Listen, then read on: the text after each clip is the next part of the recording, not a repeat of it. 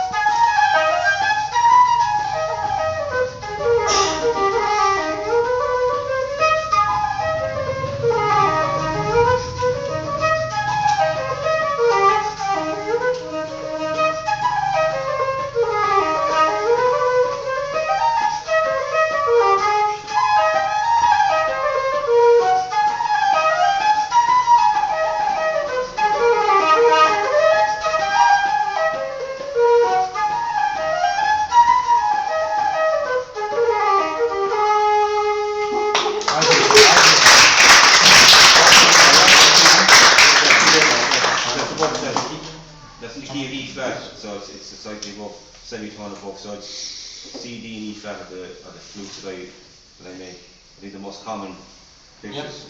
Yeah, we can also talk about pitches, but I'd say after 1 hour, I really want to thank you for your patience, and also because it's always a great experience, and it's fantastic to have all these great makers here. And I really thank you, and I really thank Mr. Umberto Bisi, the organizer. Because it's an incredible opportunity we all have, I think, to stay here together. And I'd say, if you have questions, now it's time for questions and a free chat, I'd say. And if you, of course, if you want, anyone of you want to say something more, you're free to do it. Yeah, and I'm okay with sitting for a little bit after if people want to leave, but some other people want to stay and ask a question. I just wanted to say something of this chromatic thing before the questions. You don't have keys on this flute. No, I don't have. That's why I wanted to say that, because I have a friend, and we are always discussing about flutes and instruments, because he plays on Kena, the South American flute. But he wanted to make an instrument which has no keys, but he can play nice in tune chromatically, because he plays these South American waltzes and so on. So he made an instrument for himself from wood, a Kena with like the E hole. It's like this big, like on my tuning hole, and he has big hands, but he made very big holes, and the instrument sounds very good. So he don't need keys. He just he plays everything with half hole, yes, half hole, and nice in tune, and he can play everything on it. That's why I put a little bit bigger holes, because I'm using always on the bamboo flutes. It doesn't seem to that the key, because it's so simple. It's just a piece of bamboo. So that's why I'm using a little bit bigger holes if somebody wants to use half holing. The half hole is actually a good technique, especially on the C natural. I think there are lots of old recordings of flute players playing the C natural just with the half hole.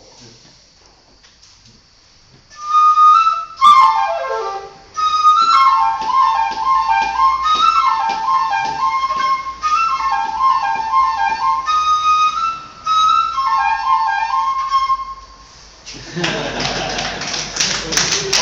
It's not hard. Not hard. If you want to say something, or if you have questions, we can continue for. Well, I have a question for. I would like to listen to. Ma Daniele, scusa, riguarda Dio la domanda. Non proprio, poi ci arriviamo. Bloccando. I would like to listen to everybody's opinion. It's about, I play fights, and on the fights, every note we tune on the D, the low D, on drones, and this means that some of the notes are not on the equal temperament. The D must be a little flat, F sharp must be a little sharp. And well, if you play the box, you have no chance to do that. But in my opinion, I think if you play like fiddle or flute, and you can, some of the notes, you can tune a little bit the same way as on the pipes. Because in Irish music, you play maybe 3, 4 keys. You play like B flat all the time, and well, in my opinion, I believe also on the flute, some of the notes should be a little bit like where, yeah. And I'd like to know what's your opinion about it. If you prefer a equal temperament all the time, or Stéphane and I were talking about that just before, and when I first made flutes, I was confused because every single Chinese flute and Indian flute that I played, always the F sharp is flat and the C sharp is flat. And I thought, it's uniform, always the case. And I thought there must be a reason, but it was several years before I was able to put together the reason, which is what you just described, the earlier tuning before equal temperament. In the original scale, those notes are flat. The third interval and the seventh interval in earlier tuning is flatter than equal temperament. And to me, my opinion is that it's okay to leave those notes a bit flat. And as long as you have enough of embouchure to lift up. If you're playing harmony with other players, then your F sharp needs to be closer to equal temperament.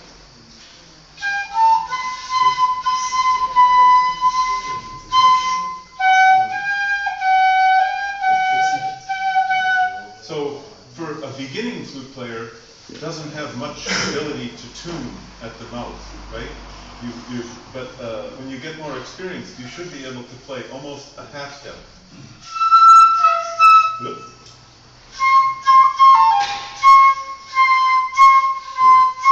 So if you see 18th century flute players, they're always going. Also the shakuhachi. So before 1850, the flute is not thought of like a piano or an accordion. The flute is more like the violin. The player has to bring the instrument into pitch. But when equal temperament dominates all instruments, then suddenly the flute has to be, the job is up to the flute maker, not the flute player, to play perfectly in pitch. That's what the big change with the modern silver flute. But I think it's good to try, if you're not, don't have the talent already, you can do ear training to listen. And I think to play against the drones is a very good exercise. If you don't have bagpipes, you can have a keyboard, a cheap keyboard, like an organ. You play the drone note and then experiment with your scale. See where the beats are, if the notes are in tune. What does the seventh sound like, right? What does the third sound like? Of course, now, this is useless at a session because no one listens to each other. So, but you're just saying that the flute about that point, the flute doesn't matter. The only thing that matters is the player, in a way. Well, that's the earlier. The earlier. Yeah. Now, what's going on nowadays? They're still working hard to tune the flute, but before that, in 1800, 1750. But the player is supposed to have the facility to change these notes. You should be able to change each pitch, each note, about 20 cents. Right? I would never do that, even if you pay me. So you're playing like a modern player, right? I'll be old. I mean, like my generation, I started playing flute in the 70s, the 1970s, not the 1870s. But, in the 1970s, it was probably, I don't know when you started making flutes, but it was probably people just started to, because the manufacturing of flutes had died out for so many years, and with the folk revival, folk music revival, you had this demand for all these instruments, and suddenly the antique instruments they dried up. So that's when people started to decide to get into making flutes. Hammy Hamilton, Yeah, 1980 for me for wooden flutes earlier. Yeah, I remember I got a flute in 1975. It was a Hawk's flute, and an old 19th century flute. And I remember Brendan McMahon, a flute player, and then decided he was going to go making flutes. So he measured my flute. So he used that antique flute. He measured that flute, and all the flutes he made subsequently were a copy of that. Unfortunately, because it was 19th century, again, the F sharp was flat and the A was sharp. Now, I played that flute for many years and I recorded on that flute, and I was never conscious of the fact that it was out of tune, because I played it in tune. But it was just everyone's flute was, everyone who got an antique 19th century flute back then, the scale was invariably out of tune, but people weren't conscious of it. Some people didn't have the musicality to bring it in tune, that was a different thing, but you subconsciously you just played it in tune, but if you just played it slowly, just play the scale slowly, you realise it's way out, Yeah, the early flutes that I had, it was the same, and then once I got an electronic tuner and I started analyzing, I said, what's up with this? Yeah, but you see, when you're in a session, you're playing, or you're playing solo or playing with fiddle, you bring it in, you're not, it's not conscious, you're not working hard. I mean, if you're musical, you'll do it, but again, as you said, there's so many variables in it. Any kind of movement at all will bring it in line. If you watch Indian flute players and Japanese flute players, you see that they're moving, shaping the sounds. But the modern flute style is different. Like in your way of playing, which is this very steady rhythm. I hear you play it. I admire your rhythm because it's very. And if you're going to play that fast with that kind of rhythm, you can't. It's very difficult. To change the pitch, that works well for slower music. Yeah. Well, a good challenge for the future. Mr. Morvan, what do you think about that? Alors, je vais revenir sur les cornemuses. Souvent, sur les cornemuses, la plupart des cornemuses en Bretagne, on a le biniou, il y a beaucoup de cornemuses en Europe. I want to come back about the pipes. There are lots of pipes Souvent, in France. les chanteurs, aujourd'hui encore, sont accordés sur des bourdons.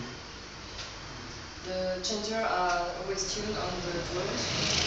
Et donc souvent, la tierce, on la fait toujours un peu plus basse pour qu'elle soit bien sur les bourdons. So the third note is always a little lower, Tempérament so that harmonique, it's et pas son tuned thé. On est sur le tempérament harmonique. So that's an harmonic. On descend de...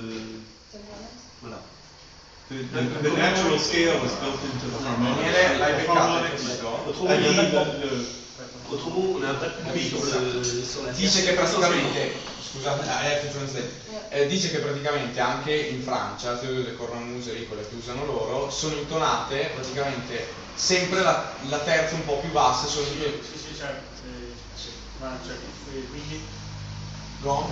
Et donc si on fait un chanteur tempéré, que ce soit sur les cornemuses écossaises, en Bretagne, la plupart des cornemuses, moi je sais qu'au niveau de mon oreille ça me pose problème, j'entends un battement, des battements qui If someone makes a chanter that's equal temper, Stéphane we hear that on the third note. C'est pas juste. It's not right. It's not very well in That's tune. something in your. It sounds peculiar. Yeah. Et donc, je pense que c'est quelque chose de très important aussi. Alors le problème, c'est que sur une cornemuse, on ne joue pas dans notre clé, on reste souvent juste sur la gamme du chanteur. On transpose très peu. And what about the flute? How does it reverberate on the flute? Sur les flûtes, je pense que déjà la première chose, je pense la même chose que Patrick, c'est-à-dire qu'il faut une grande flexibilité à l'embouchure. Ça m'a jamais vraiment gêné de jouer des flûtes qui avaient un tempérament inégal. Il faut compenser à l'embouchure. Sur le timbre, c'est très important sur le timbre. Stéphane has never been very bothered by the fact that flute is not equal temper as long as you can adapt to it really Si vous voulez, with the math.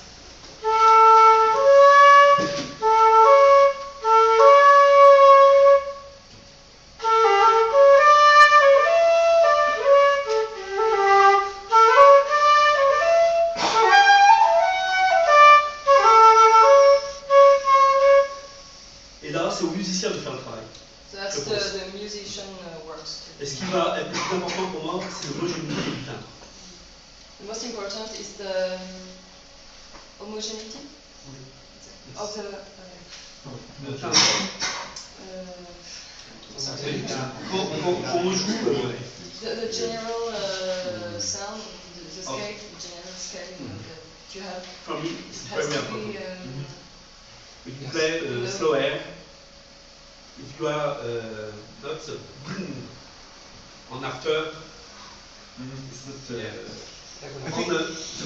je pense que le problème du tempérament, je pense qu'il y a des facteurs qui ont fait des flûtes, surtout pour le timbre, en pensant d'abord au timbre, et en disant la justesse en son début. the flute makers.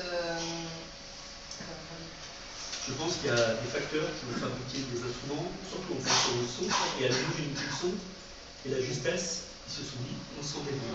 I think that most flute makers maybe have made flutes thinking about the sound, and after if it's in tune or not, well, They forget it. You see after when it's not. A good point is, what I heard from people that I was selling flutes to is, especially with students, that they have this electronic tuner, and they say, my flute isn't in tune, it's not in tune, because they're watching the electronic tuner all the time. What's wrong with it? It's a good tool, the tuner is a good tool, but you also need your ear, right, to get your ear training. And the situation is different for a musician in the studio. A modern musician in the studio, sometimes they say to me, because they're playing 4-part harmonies in equal temperament. Yeah. So the guy calls me up from New York City and says, the F sharp is flat, the F sharp is flat. It's different than playing with the piper. Yeah. It's a different situation, yeah. Yes. Yeah. And that guy's a very good flute player, the one that can play. Je pense que Sniper would say F sharp is sharp. Yeah. Je pense que l'important pour un flûtiste, c'est d'avoir la justesse en tête. Quand on a la justesse ici, on joue juste. Bon. The important thing is that the flute player has the right tune Inside. That's a good point. I absolutely agree. C'est un travail de musicien d'abord. I noticed that If you have a good hand, a good musical hand, but you're supposed, but maybe you're not. Okay. Altre domande? yes, Ah, no. I just wanted to say something of this interesting tuning thing, because when I started to make my first flute, and I was just, tuning every note very nice in tune, what the new tuning machine said. And after I just noticed that I'm playing on it, it's just very easy to play on tune it. So I noticed that it gives a different figure. I don't know. It's not the sound. It's okay. It's almost in sound in tune, but you don't feel that. You don't have that feeling that it's nice in tune, the figure. And after I see that on the Hungarian whistles, we have this Hungarian whistles from plant wood, and they're tuning in a very individual way. So I think they don't use nothing for it, tuner machine or nothing, but they are. The sound, it's when they play on it, it's like in tune, but and it's the same that this note, it's very, very flat. These notes are very high, but they make it very high because of the blowing technique, because they cover the whistle part, and that's they can intonate, and also they leave it this note very low. So I was thinking that I think you have to tune it for the embouchure and try it with after you tune flute or a wind instrument. You have to tune with music. And if it gives you a nice feel, I think that you have to. I always just leave it there. If I have a nice feel to playing on it and with music, I just leave it like that. Okay. I have two questions actually. The first one is, and you can answer if you want, how many reamers you use for the body of the flute, more or less, you know, like how many conicity, different conicity you use in the flute. And the second one is in two parts. Old flutes versus new flutes. I found myself, you know, like more in love with old flutes because they sound really different. It's much easier to play on the new ones because they are, I don't know what to say, like uniform in a scale and everything, and much easier to play, no leaks, no problem. Still, old flutes have something, you know, like special somehow. Second part of the second question is, when you make a flute, after, I don't know, well, it's the same when you make a guitar, for example, the wood will stabilize after, 2-3 years probably, because of probably of the moisture that will change in the different slides of the wood, you know, you cut. So the same in the wood, in the flutes, you know, once you cut a flute, then it play in a certain way, then after probably 1 year, 2 years, it will change slightly bit, I guess. And there is something related to the old flutes to new flutes about this, probably how humidity changed through the years, and how someone can, you know, buy a flute and then after 2 years have something changing in it. Well, I hope you will remember all the questions. you can help us maybe. In terms of reaming, I mean, the first, I think we all have this generally the same approach at the start. We all have different techniques of making flutes, because there was no one particular, there was no continuity from the 19th century in terms of manufacturing. So as we all got into making flutes, we all developed our own style. I know some Eugene Lano, a friend of mine. Eugene made primarily pipes, but he also made flutes. But he was very much into wood turning, you know. He came to making pipes from an interest in wood turning. For me, it would be more an engineering approach. But the first thing, when you get your wood in from wherever it is, for me it comes in indirectly from Tanzania. I take it out. I have what's called gun drills that will drill the centre quite very efficiently and very straight. Drill it out, partially ream. And I just make sure that the wood is drilled and you just partially ream the wood, date it and put it away and forget about it for a long time. You know, so the reaming is an ongoing process. You know, that you ream it a few times, but you know. I'm sorry. It's important really it's important to keep record of the wood, that some fresh piece of wood doesn't slip in somewhere, because that's likely to be the piece that will let you down, you know, it will crack or, you know. And again, in terms of the final reaming, it's everyone has their own approach. You know? But the reason that African blackwood is so popular, that it's considered the best wood, not just for flutes, but also oboes, clarinets, piccolos, is it's dimensionally stable.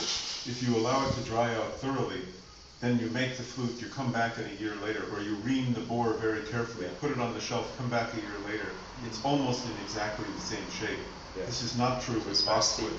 And you know, the authority on Baroque flutes said in 1750, you should bring the flute back to the maker at the end of the year and have it re-reamed. He's talking about boxwood flutes. And he says that a well-played-in flute is better than a brand new one for that reason, that something happens to the wood. We find this is true a tiny bit with rosewood and crocuswood. It's not going to be as perfectly stable as blackwood.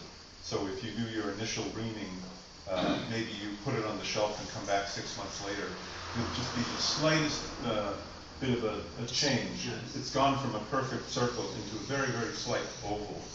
But that's why blackwood is so suitable. This can in a way answer also to the second question about what's special. The first one. He asked what's special about old flutes. Right. Maybe that could be a good answer. Well, and also that what he was talking about reamers, I have some old flutes here afterwards if you want to ask me some questions. I have a French flute and a small old flute, and I have a 2/3 of a Rudel rose flute. But if you look down the bore, you can see it's not a perfectly straight line. There's what's called these little steps or chambering. A consistent taper is Right. what he's trying to say, Right. like a mathematical taper that reduces to the same amount. It might get much smaller, at one point more quickly, and then another section won't taper as quickly. It's obvious if you look at 10 Rudel rose flutes, they're all reamed exactly the same way. You can see those little lines in the same places. They were very careful. They were working according to a plan. I think there are interesting tonal characteristics, and it feels slightly different if you ream it in a perfectly closer to a straight line. Then you get a more consistent embouchure, so that the way you blow the high note is more similar to the way you blow the lowest note. And that's really good if you're trying to play fast Irish music. It takes a long time to develop the embouchure. If you're doing something completely different on the low D, if you watch a beginner try to play a conical board flute, and they're having all this trouble on the low D, because you have to shape your embouchure specifically to that note. That's different from the silver flute. Since the silver flute is a straight line, the embouchure is more consistent through the scale. But there's idiosyncrasies or peculiarities with each note, in a more complex flute. So it doesn't lend itself so easily to fast learning. I think you're right. And we like to have lots of different reamers. So maybe we're using 6 reamers in answer to your first question. And then you can, if you're curious, like why doesn't the D sound right, you can maybe go at and open up just this much on the bottom, What happens if I open up the bottom a little bit, so you can take the reamer that will carve that. Good for experimenting, not good for production. Mr. Morvan, what do you think about it? Je voulais parler un petit peu du vieillissement du bois. You wanted to talk a little about the wood getting old? Et notamment sur les vieilles flûtes. Alors je sais pas, vous avez constaté que quand une flûte neuve ne sonne pas pareil qu'une flûte qui est après 10 ans. So maybe you noticed that a new flute doesn't sound the same as an old flute that's 10 years old. Not old, but Maybe older. Avec les mêmes codes.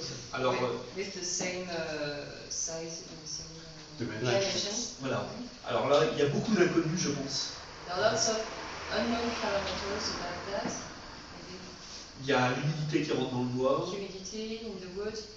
Je pense que ce que j'ai remarqué, et ce que beaucoup de musiciens ont remarqué, c'est quand une flûte est beaucoup jouée tous les jours. When the flute is played every day, a lot. C'est comme si le bois était excité, comment dire. The wood is stimulated all the Voilà. time. Et donc là, on va avoir une flûte très facile à jouer. So the flute will be easy to play in the end.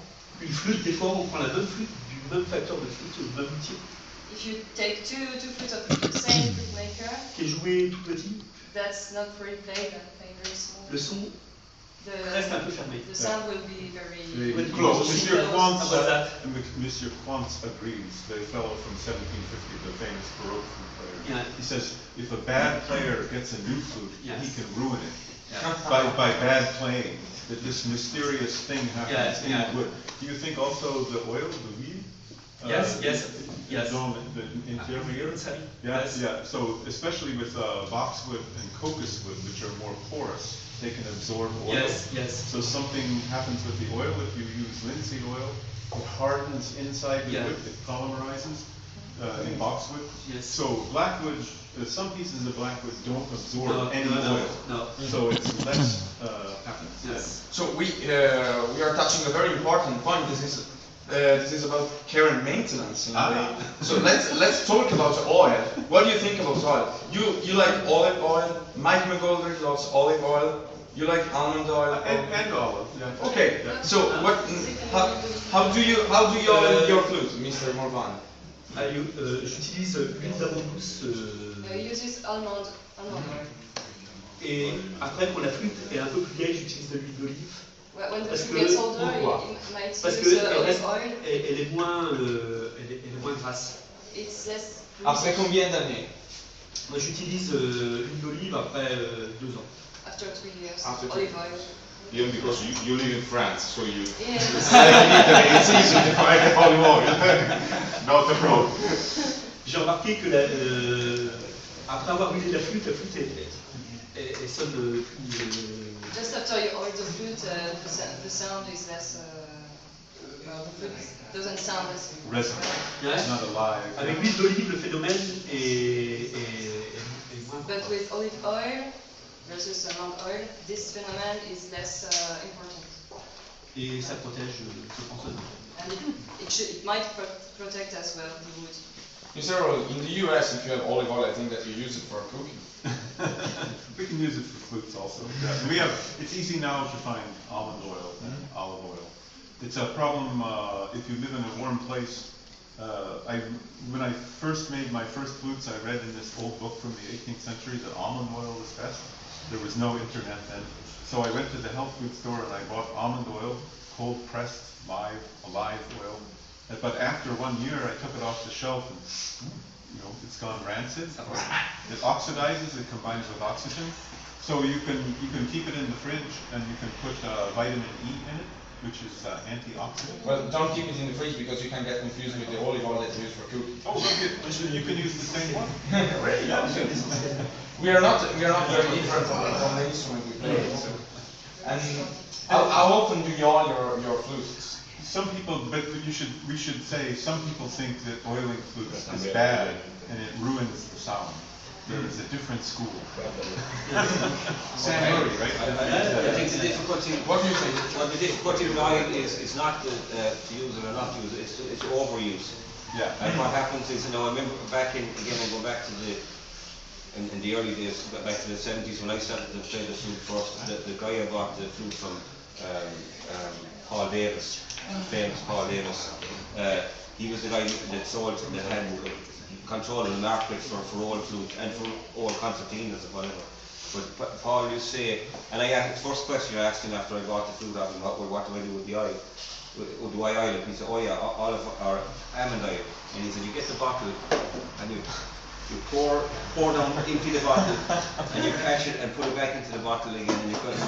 So that was, for me, for many years, that was the way I was taught how to oil a flute. But the only problem was then when you played your G sharp or your B flat and your C, the pad came up and stuck onto the. So that was, but everyone did. That's what everyone did, because if you go back to before that, people put Guinness and water and everything in the old flute. I put into a barrel of water, So we've come a long way. We've come a long way. But again, if you're going to use oil, it's important again. I'm sure the others will agree with me. You use it before you start to play, not afterwards. Because once you have a build-up of moisture, as you will when you play, oil is a waste. It's a waste of oil at that stage. But again, I don't think anyone overuses oil. But I just said, going back many years, the problem was that the pads oil would get in and soak in on the pads, and if it's not a shellac-based glue, if it's a soft glue, it'll just lift off the pad will just come off. And how often do you oil your personal flute? Difficult question. I mean, a new flute maybe once a month or something, but very, very sparingly, just to bear still with it. Okay. But what I say to people is, if you have a problem with a flute, oiling is not going to solve the problem. If someone has an issue with the flute, if oil it out, it'll be fine. It's not. In the old days with the old 19th century flutes, because there were probably cracks on the instrument, the oiling would seal it up for that period while you played, and after that, then the following day it was leaking again. So it's just a kind of a short-term measure, just to get do the gig, But that was because there was probably a crack or a series of cracks on the instrument. Barna, different kind of wood, same technique? Not really. Well, yeah, it's the same, but I was trying different oils and I don't know many stuffs, because in the beginning I had problems because some of my flutes was broken, was cracked of the humidity, and I didn't know that why, because I used the oil inside and before, in the beginning, I don't know why, because a friend told me that the paraffin oil is very good.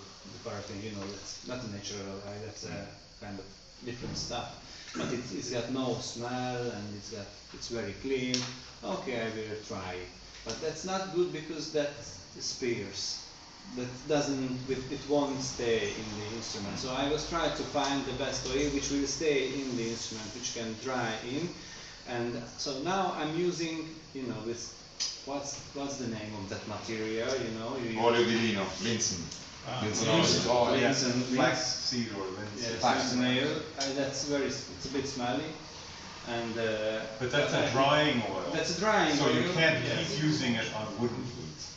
Sorry? If you continue to use it on a wooden flute, it will build up on the inside. Yes, yeah. No. It's called a drying oil. Yeah. Almond oil stays liquid, linseed oil dries hard. Yes. It's good for a new flute to go inside the wood and bind with the inside of the wood. Yes, that's hardening oil. So I'm using that, and now I'm trying. Some of my flutes I'm using after this drying oil. I'm using shellac as well inside. Shellac. To like a varnish or a seal. Just to fill up the pores completely, and after you don't have to do nothing with it. It won't split, and it's. This is an article by a clarinet technician, a trained repairer of clarinets.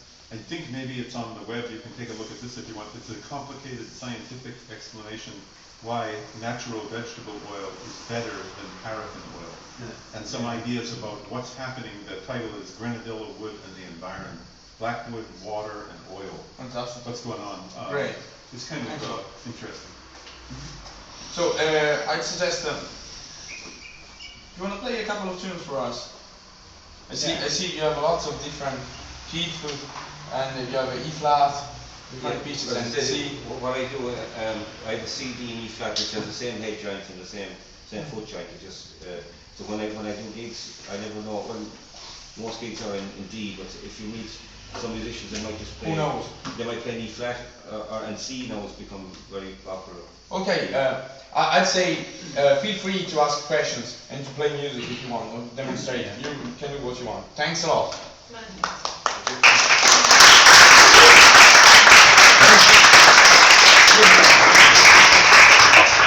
Nice talk.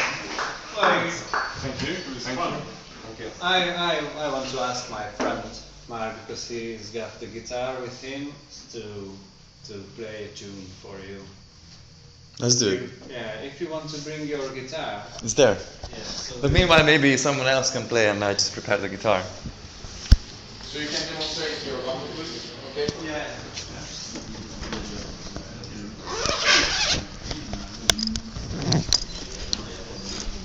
Well, I will play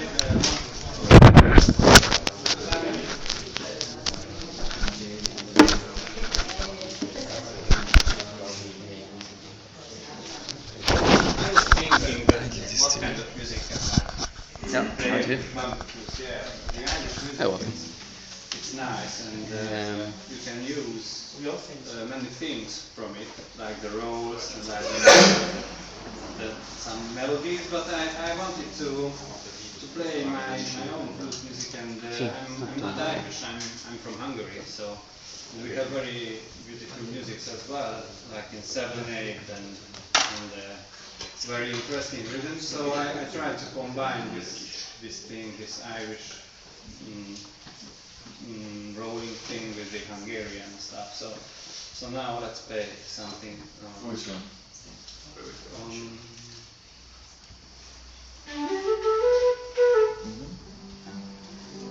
Yeah.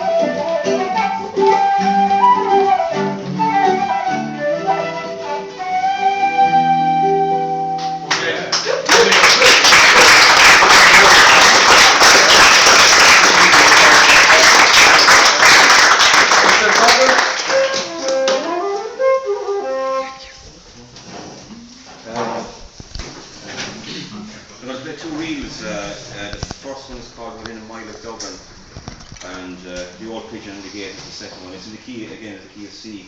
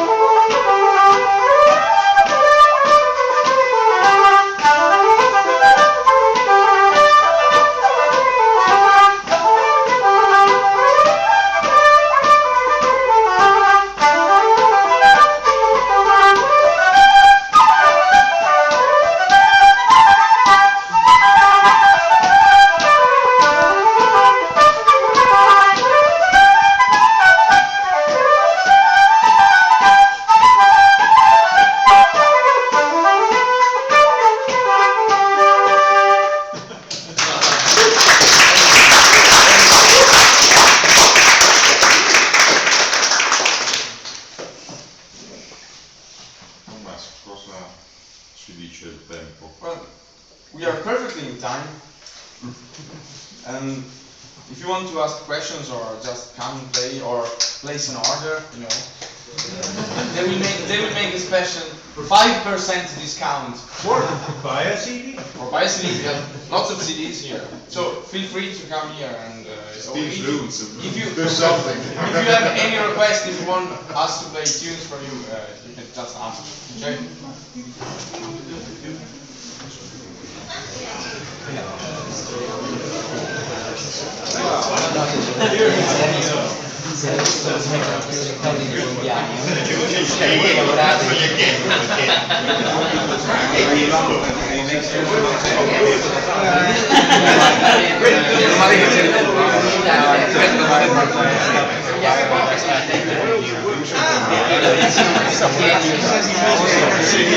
Thanks a lot.